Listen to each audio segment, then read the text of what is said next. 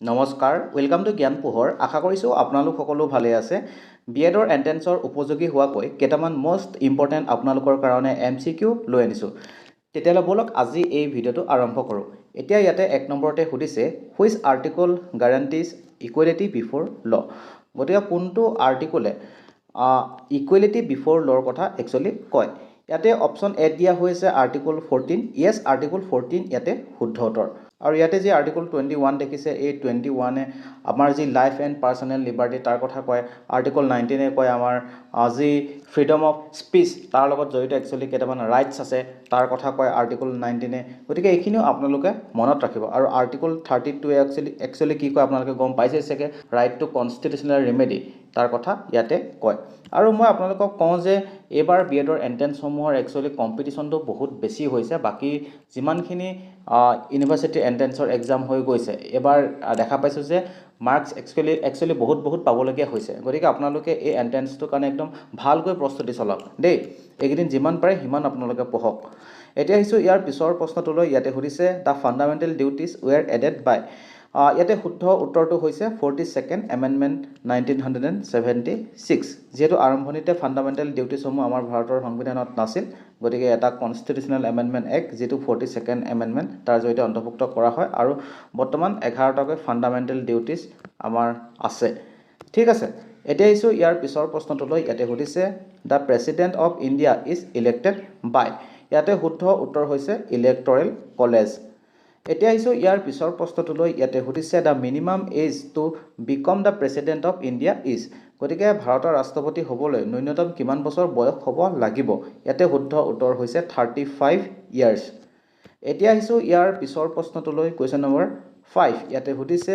the governor of a state is appointed by গতিকে এখন ৰাজ্যৰ গভৰ্ণৰক কোনে এপইণ্ট কৰে অপশ্যন এ দিয়া হৈছে চিফ মিনিষ্টাৰ মুখ্যমন্ত্ৰীয়ে কৰে নেকি মুখ্যমন্ত্ৰীয়ে নকৰে অপশ্যন বি দিয়া হৈছে প্ৰাইম মিনিষ্টাৰ প্ৰধানমন্ত্ৰীয়ে কৰে নেকি প্ৰধানমন্ত্ৰীয়ে নকৰে অপশ্যন চি দিয়া হৈছে প্ৰেছিডেণ্ট ৰাষ্ট্ৰপতিয়ে কৰে নেকি ইয়েছ ভাৰতৰ ৰাষ্ট্ৰপতিয়ে এখন ৰাজ্যৰ গভৰ্ণৰক এপইণ্ট কৰে এতিয়া আহিছোঁ ইয়াৰ পিছৰ প্ৰশ্নটোলৈ কুৱেশ্যন নম্বৰ 6 ইয়াতে সুধিছে money bill can be introduce only in গতিকে মনি বিল অনলি ক'ত ইন্ট্ৰডিউচ কৰিব পাৰি অপশ্যন এ দিয়া হৈছে ৰাজ্যসভাত মনি বিল ইন্ট্ৰডিউচ কৰিব পাৰি নেকি ৰাজ্যসভাত ইন্ট্ৰডিউচ কৰিব নোৱাৰি অপশ্যন বি দিয়া হৈছে লোকসভা ইয়েছ লোকসভাত মনি বিল ইন্ট্ৰডিউচ কৰিব পাৰি আৰু এই মনি বিলৰ কথা আমাৰ ভাৰতৰ সংবিধানৰ আৰ্টিকল 110ত উল্লেখ আছে এই আৰ্টিকলটো আপোনালোকে মনত ৰাখিব এতিয়া আহিছোঁ ইয়াৰ পিছৰ প্ৰশ্নটোলৈ ইয়াতে সুধিছে Panchayati Raj institutions R included in গতিকে আমাৰ যি পঞ্চায়তী ৰাজ ইনষ্টিটিউশ্যনৰ কথা আমাৰ ভাৰতৰ সংবিধানত উল্লেখ আছে গতিকে আমাৰ ভাৰতৰ সংবিধানত যি 25টাকৈ পাৰ্ট আছে সেই 25টা পাৰ্টৰ ভিতৰত কোনটো পাৰ্টত একচুৱেলি উল্লেখ আছে পাৰ্ট 8 নেকি পাৰ্ট 8 শুদ্ধতৰ নহয় ইয়েছ পাৰ্ট 9 ইয়াতে শুদ্ধ উত্তৰ আৰু এই পঞ্চায়তী ৰাজ ইনষ্টিটিউশ্যনৰ কথা আমাৰ ভাৰতৰ সংবিধানৰ পাৰ্ট 9ৰ আৰ্টিকল 243 পৰা 243 ওলৈকে উল্লেখ আছে ঠিক আছে এইটো আপোনালোকে ভালকৈ মনত ৰাখিব আৰু এই যি পঞ্চায়তী ৰাজ ইনষ্টিটিউশ্যন এই ইনষ্টিটিউশ্যনক একচুৱেলি কনষ্টিটিউচনেল ষ্টেটাছ দিয়া হয় অৰ্থাৎ আমাৰ ভাৰতৰ সংবিধানত একচুৱেলি ইনক্লুড কৰি দিয়া হয় কেতিয়া 73rd constitutional amendment act of 1992ৰ জৰিয়তে আৰু এইখিনি একচুৱেলি মই যি most important পলিটিৰ MCQ আপোনালোকক পঢ়াইছিলোঁ তাতে কভাৰ কৰা হৈছে সেইখিনি যদি আপুনি চাই যায় একচুৱেলি আপোনাৰ পলিটি একদম মানে আপোনাৰ কনসেপ্ট ক্লিয়াৰ হৈ যাব আৰু আমাৰ যি এই পঞ্চায়তী ৰাজ ইনষ্টিটিউশ্যন এই ইনষ্টিটিউশ্যন আমাৰ ভাৰতৰ যি 12টাকৈ শেডুল আছে 12টা শেডুলৰ ভিতৰত যি 11 নম্বৰটো শেডুল 11 নম্বৰ শেডুলত তাৰ কথা উল্লেখ আছে আৰু আৰম্ভণিতে কিন্তু আমাৰ ভাৰতৰ সংবিধানত অকল কেইটা শেডুল আছিল 8টা শেডুল আছিল আৰু তাৰ পিছত 4টা শেডুল কনষ্টিটিউচনেল এমেণ্ডমেণ্ট এক্টৰ জৰিয়তে ইনক্লুড কৰা হয় আৰু য'ত নেকি 11 নম্বৰত পঞ্চায়তী ৰাজ ইনষ্টিটিউশ্যনৰ কথা আছে আৰু 12 নম্বৰত আছে মিউনিচিপালিটিৰ কথা এইখিনি কথাও আপোনালোকে একদম ভালকৈ মনত ৰাখি ল'ব ঠিক আছে আৰু এইখিনিতে মই আপোনালোকক এটা কথা জনাব বিচাৰিছোঁ আপোনালোকৰ কাৰণে আছে একচুৱেলি 169 ৰুপিজত কম্বো পেক ইয়াতে আপোনালোকে যোৱা 1.5 বছৰৰ কাৰেণ্ট এফেয়াৰ্ছৰ এখন ইবুক লাভ কৰিব মক পেপাৰ পাব আপোনালোকৰ কাৰণে আছে টিচিং এপ্টিটিউডৰ এখন ই বুক আৰু এই গোটেইখিনি যদি আপুনি লয় আপোনালোকক ফ্ৰীকৈ দিয়া হ'ব কমপ্লিট ইণ্ডিয়ান হিষ্ট্ৰীৰ ওপৰত থকা নোটছ মেথছৰ ওপৰত থকা নোটছ আৰু NEPৰ ওপৰত থকা নোটছ আৰু এইখিনি যদি লয় এক্সাম লেব ইউটিউব চেনেল আপোনালোকক যি 5খন মক পেপাৰ প্ৰভাইড কৰি আছিলে সেইখিনিও আপোনালোকক দি দিয়া হ'ব ইয়াৰ ভিতৰতে গতিকে আপোনালোকে এইখিনি যদি ল'ব বিচাৰে এই নাম্বাৰটোত আপোনালোকে 169 ৰুপিজ পে'মেণ্ট কৰি এই একেটা নাম্বাৰতে হোৱাটছএপত তাৰ ৰিচিপ্টটো পঠাই দিব আৰু পঠাই দিয়া অলপ সময়ৰ ভিতৰতে আপুনি আপোনাৰ হোৱাটছএপত এই গোটেইসমূহ ই বুক মক পেপাৰ আৰু ফ্ৰী নোটছ আপোনালোকৰ হোৱাটছএপত লাভ কৰিবলৈ সক্ষম হ'ব ঠিক আছে এতিয়া আহিছোঁ ইয়াৰ পিছৰ প্ৰশ্নটোলৈ ইয়াতে সুধিছে the election commission of India is mention under গতিকে ইলেকশ্যন কমিশ্যন অফ ইণ্ডিয়াৰ কথা ভাৰতৰ সংবিধানৰ কোনটো আৰ্টিকুলত মেনশ্যন কৰা হৈছে অপশ্যন এ দিয়া হৈছে 280 নেকি 280ত একচুৱেলি ফাইনেন্স কমিশ্যনৰ কথা আছে অপশ্যন বি দিয়া হৈছে আৰ্টিকল 324 য়েছ আৰ্টিকল 324 ইয়াতে শুদ্ধ উত্তৰ আৰু আমাৰ ভাৰতত একচুৱেলি তিনিজনকৈ ইলেকশ্যন কমিশ্যনাৰ থাকে আৰু তাৰ ভিতৰত এজন হৈছে চিফ ইলেকশ্যন কমিশ্যনাৰ সেইটো আপোনালোকে মনত ৰাখিব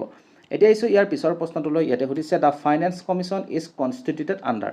গতিকে ফাইনেন্স কমিশ্যন কোনটো আৰ্টিকুলৰ মানে আণ্ডাৰত কনষ্টিটিউট কৰা হয় অপশ্যন এ দিয়া হৈছে আৰ্টিকল 280 য়েছ অপশ্যন এ আৰ্টিকল 280 ইয়াতে শুদ্ধ উত্তৰ এতিয়া আহিছোঁ ইয়াৰ পিছৰ প্ৰশ্নটোলৈ ইয়াতে সুধিছে which schedule contains the list of union state and concurrent list গতিকে আমাৰ ভাৰতৰ সংবিধানত যি 12টাকৈ শ্বেডুল আছে এই 12টা শ্বেডুলৰ ভিতৰত কোনটো শ্বেডুলত একচুৱেলি ইউনিয়ন ষ্টেট আৰু কনকাৰেণ্ট লিষ্টৰ কথা উল্লেখ আছে অপশ্যন এ দিয়া হৈছে 5th শ্বেডুল নেকি এইটো শুদ্ধ উত্তৰ নহয় অপশ্যন বি দিয়া হৈছে 6th শ্বেডুল এইটোও নহয়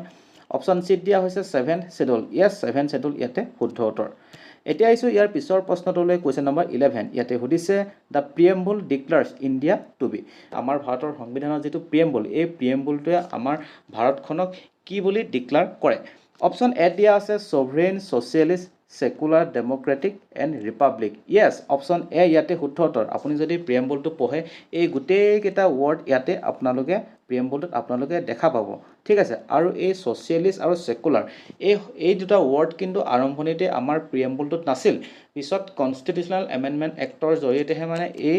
ছ'চিয়েলিষ্ট আৰু সেকুলাৰ এই ৱৰ্ড দুটা কিন্তু ইনক্লুড কৰা হয় আৰু আমাৰ ভাৰতৰ সংবিধানৰ যিটো প্ৰিএম্বল তথা প্ৰস্তাৱনা এই প্ৰিএম্বলটোৱে মানে আমাৰ গোটেই সংবিধানখনৰ মেইন যিটো ফিলচফি সেই ফিলচফিটো কৈ দিয়ে ঠিক আছে আপুনি এই প্ৰিএম্বলটো পঢ়িলে আপুনি মানে আমাৰ সংবিধানখন কেনেকুৱা ধৰণৰ তাৰ এটা আইডিয়া মোটামুটি পাই যাব ঠিক আছে গতিকে এইটো আপোনালোকে একদম ভালকৈ মনত ৰাখিব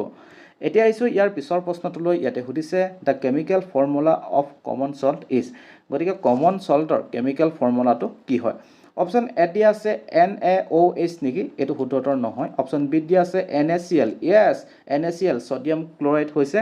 কমন চল্টৰ ফৰ্মুলা এতিয়া আহিছোঁ ইয়াৰ পিছৰ প্ৰশ্নটোলৈ কুৱেশ্যন নম্বৰ 13 ইয়াতে সুধিছে which blood group is called the universal donor গতিকে কোনটো ব্লাড গ্ৰুপক ইউনিভাৰ্চেল ডনৰ হিচাপে জনা যায় অপশ্যন এ দিয়া হৈছে এ নেকি এটো নহয় বি নহয় এ বি নহয় য়েছ অ' নিগেটিভ ইয়াতে শুদ্ধ উত্তৰ এতিয়া আহিছোঁ ইয়াৰ পিছৰ প্ৰশ্নটোলৈ ইয়াতে দিয়া হৈছে if A is to be equal to 7:9 and B equal to 54 then the value of A is গতিকে ইয়াতে এৰ ভেলুটো উলিয়াবলৈ দিছে ঠিক আছে এইটো কাৰণে আমি কি কৰিব লাগিব এইটো এ ইজ টু বি ভেলুটো কিমান দিয়া আছে 7:9 আৰু ইয়াতে বি ভেলুটো কিমান দিয়া হৈছে 54 গতিকে আমি বি ভেলুটো আমি এই ইয়াৰ পৰা কি পালোঁ ইয়াৰ পৰা পাম বি ভেলুটো 9 ঠিক আছে আৰু ইয়াত অপশ্যনত কিমান দিয়া হৈছে আকৌ বি ইকুৱেল টু 54 আমি এই দুটা এনেকৈ ইকুৱেল কৰি দিলোঁ ঠিক আছে তাৰপিছত কি কৰিম আমি এইটো 54ক 9এ হৰণ কৰি দিলোঁ তেতিয়া আমি 54ক 9এ যেতিয়া হৰণ কৰি দিম তেতিয়া আমি এটাৰ ভেলুটো পাই যাম নহয় জানো তেতিয়াহ'লে কিমান হ'ব 6 গতিকে এইটো মানে এটা মই শ্বৰ্টকাট টিক মানে এইটো আপোনালোকক শ্বৰ্টকাট টিকত মই আপোনালোকক শিকাইছোঁ তেতিয়া এক্সামত মানে আপোনালোকে পটককৈ ওলাই যাব ঠিক আছে এতিয়া আমাৰ এৰ ভেলুটো আমি উলিয়াব লাগিব এৰ ভেলুটো কেনেকৈ উলিয়াব লাগিব এৰ ভেলুটো ইয়াত কিমান দিয়া আছে 7 গতিকে 7 × 6 কিমান হ'ব 42 অপশ্যন বি ইয়াতে শুদ্ধ উত্তৰ এতিয়া আহিছোঁ ইয়াৰ পিছৰ প্ৰশ্নটোলৈ আৰু এইটো আমি শ্বৰ্টকাট টিক ইউজ কৰি কৰিম দেই the ratio' of two numbers is 3:5 and their sum is 64 গতিকে দুটা নাম্বাৰ ৰেচিঅ'টো হৈছে 3:5 আৰু তাৰ সাম অৰ্থাৎ সেই দুটা যদি আমি যোগ কৰি দিওঁ তেতিয়াহ'লে আমি কিমান পাম 64 দ্য স্মলাৰ নাম্বাৰ ইজ তেতিয়াহ'লে স্মলাৰ নাম্বাৰটো কি হয় আমি উলিয়াব লাগে এতিয়া এই দুটাত আমি কি কৰিব লাগিব আপোনালোকে গম পাইছেনে ইয়াতে দিয়া হৈছে আমি সেই সংখ্যাটো আমি যোগ কৰিলে কিমান পাম বুলি কৈছে 64 গতিকে আমি এই সংখ্যাটো যোগ কৰি চাম টোটেল ৰেচিঅ' গতিকে 3 + 5 কিমান পালোঁ 8 কিন্তু ইয়াততো আমি 64 পাব লাগে বুলি কৈছে ঠিক আছে আমি এই ৰেচিঅ' দুটা আমি যোগ কৰি পালোঁ 8 কিন্তু কুৱেশ্যনটোত দিয়া হৈছে কিমান 64 গতিকে এই দুটা আমি ইকুৱেট কৰি দিম ঠিক আছে ইকুৱেট কৰি দিম 8 = 64 তেতিয়া আমি এটাৰ ভ্যালুটো পাই যাম নহয় জানো 64ক যেতিয়া আমি 8ৰে হৰণ কৰি দিম এটাৰ ভ্যালুটো পাই যাম কিমান হ'ব 64ক 8ৰে হৰণ কৰিলে 8 পা গ'ল গতিকে এটো 8 হ'ল তেতিয়াহ'লে স্মলাৰ নাম্বাৰটো আমি কিমান পাম ইয়াত 3 টো হৈছে স্মলাৰ আৰু 5 টো কি লাৰ্জাৰ গতিকে 3 ইনটু এটাৰ ভ্যালুটো কিমান পালো এটাৰ ভ্যালুটো পালো 8 গতিকে তিনটাৰ ভ্যালু পাবলৈ হলে 3 * 8 আমি মাল্টিপ্লাই কৰি দিব লাগিব কিমান হ'ল 24 গতিকে ইয়াতে অপচন এ শুদ্ধ উত্তৰ ঠিক আছে এতিয়া আইছো ইয়াৰ পিছৰ প্ৰশ্নটোলৈ কোৱেশ্চন নম্বৰ 16 এটো হে তেনেকৈ আপোনালোকে কৰিব লাগিব আৰু এটো আপোনালোকে কি হয় কৰি মোক কমেন্ট সেকশনত জনাব কোৱেশ্চন নম্বৰ 16 এটো আপোনালোকে কমেন্ট সেকশনত জনাব আৰু কোৱেশ্চন নম্বৰ 17 এই দুটা আপোনালোকে কি হয় মোক শুদ্ধ উত্তৰকেইটা কমেন্ট সেকশনত জনাব ঠিক আছে আৰু আপোনালোকে এবোৰ পেলাই নথব এটো ধৰিলক অংকটো আপুনি লগালগ কৰি কমেন্ট সেকশনত জনাই দিব এটো কৰিলে আপোনালোকৰ মনত থাকিব আৰু কমেন্ট বিলাক কৰিলে মোৰো ভাল লাগে ঠিক আছে গতিকে ইমানখিনি আছিল ইয়াৰ পিছত পুনৰ এটা ভিডিও লৈ মই আপোনালোকৰ ওচৰত উপস্থিত হমি গতিকে হেখিনিও যাতে আপুনি মিছ নকৰে তাৰ কাৰণে এই চেনেলটো সাবস্ক্ৰাইব কৰি ল'ব ঠিক আছে গতিকে আজিলৈ আহিছো ধন্যবাদ